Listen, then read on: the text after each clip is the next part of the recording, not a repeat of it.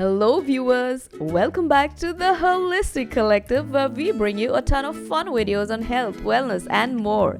So make sure you subscribe to our channel and never miss out on all the amazing facts and information we are oh so eager to share with you. Also do remember to check out our affiliate products in the description below. Well, these days a lot of us believe in hearsay and actually start following all of it blindly without doing any research ourselves on it or without checking with professionals. More often than not, most people either follow a diet, workout, or health tips only because somebody famous is doing it, or it is trending, or because it worked for someone else, so on and so forth. In today's video, we will be talking about how a lot of dietitians and nutritionists actually debunk these myths. And here are 18 of the most common myths busted. Myth number 1. Now, almost everyone believes that red wine is good for your heart. Turns out a lot of dietitians believe that this is the biggest myth of all time. This perhaps comes from thinking that it is made from grapes, which have antioxidants and flavonoids that can be good for your heart. But hey, remember, it's also alcohol. While there are no real benefits of alcohol, your body is programmed to take alcohol as a poison. And if this is what your body thinks, then it is going to use its own defense mechanism and to do that extra work and sacrifice a lot of its metabolic processes so that it can metabolize alcohol you drink. So if it's your heart you care about, then maybe ditch the bottle of wine and just eat the fruit instead. Myth number 2. Beans are toxic. Well, apparently beans are not toxic because they have fiber, they have protein and other good things. Okay, maybe they do cause a little bit of gas, but that doesn't mean it's a bad thing. If that's the issue you face eating beans, then maybe you can actually try slowly incorporating them into your diet and start with smaller portions and then gradually build your way up to maybe eating a whole cup. Myth number 3. Bananas have the most potassium. Well, actually potassium is found in most fruits and vegetables. Kiwis are known to have the most potassium. Myth number 4. Honey and agave syrup are better than sugar, but sugar is sugar. So basically the way our body processes all of these simple sugars is exactly the same. However, honey, depending on the type, can have some minerals versus sugar which has none. So honey may have a slightly higher nutrient profile. Myth number 5. That all fat-free foods are healthy. Well, this is highly misinterpreted because for starters, each person's body is different and therefore we all respond differently to different foods. So there can be many instances when the fat-free foods can be unhealthy too. The fat gets taken away from these foods, making it incapable to make you feel full after eating it. In most cases, sugar is added to make the food more palatable and the end result is this makes the food unhealthy. Myth number 6. Fruit is as unhealthy as candy. Does someone actually think this? Gosh. Well, in case the ones who think this could even be a thing, well, Fruits have antioxidants and vitamins and minerals and fiber, which no matter how much you have can possibly never be enough. So people, think no further. Do not compare fruit to candy and just eat the fruit. Also, did anyone ever hear of ending up falling ill because they overate fruits? But if you do overeat candy, you are aware of all the bad things that will happen to you later, right? Myth number 7. Breakfast is the most important meal of the day.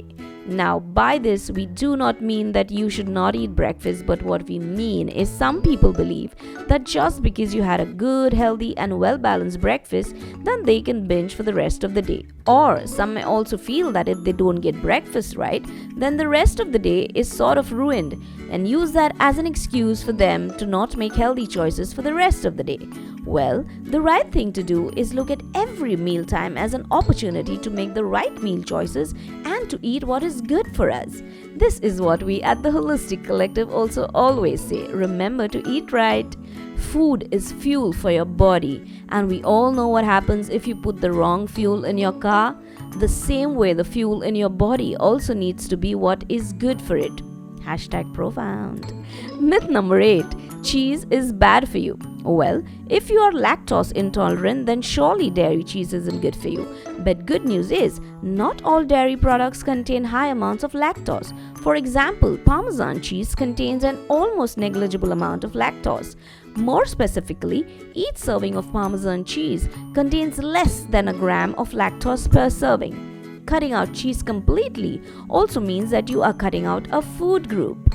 Myth number 9. Fresh produce is always better than frozen produce.